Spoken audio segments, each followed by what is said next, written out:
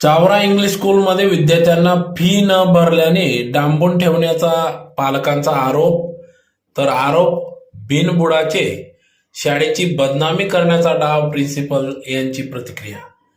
याबाबत वृत्त असे की आज दिनांक 2 जुलै 2025 रोजी सकाळी 11 ते 4 दरम्यान या ठिकाणी चावरा इंग्लिश स्कूलमध्ये शिकणाऱ्या विद्यार्थ्यांच्या पालकांनी थेट प्रिन्सिपल यांची कॅबिन गाठली व फी न भरल्यामुळे विद्यार्थ्यांना डांबून ठेवल्याचा आरोप देखील पालकांनी केला असून त्या संदर्भात आज प्रिन्सिपल फादर जॉय यांच्या कॅबिनला जाऊन विचारणा केली असता या ठिकाणी येथील विद्यार्थ्यांना डांबून ठेवण्याचा आरोप या ठिकाणी करण्यात आला व येथील सीसीटीव्ही फुटेज दाखवावे अशी देखील मागणी केली. परंतु या सदर आरोपांना खोडत येथील प्रिन्सिपल फादर जॉय व शिक्षकांनी या ठिकाणी या आरोप हे बिनबुडाचे असल्याचे देखील या ठिकाणी सांगितले व शाळेची बदनामी करण्याचा डाव काहींचा असल्याचा देखील त्यांनी सांगितले. तर शिक्षकांना धमकावण्यात येत असल्याचा देखील त्यांनी आरोप केला. तर पालक वर्गाकडून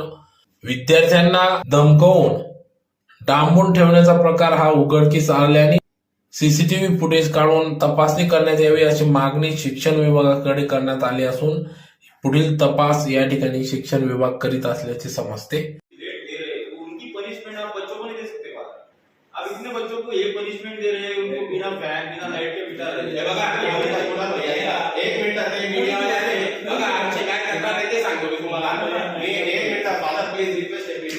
हे बघा या मुख्याध्यापकांना मी ना रिटर्न कंप्लेंट दिली आता आणि शिक्षण अधिकारी प्राथमिक जिल्हा परिषद धुळे यांच्या अंतर्गत हे प्रायव्हेट स्कूल्स येतात. ज्युरिडिक्शन त्यांचं आहे.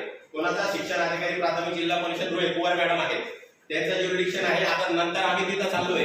यांनी काय केलेलं आहे, मी प्रवासात होतो यांचा मेसेज आला फीस भरा. ठीक आहे फीस भरा. मी यांना मी तिकीट पाठवले की सर मी प्रवासात आहे.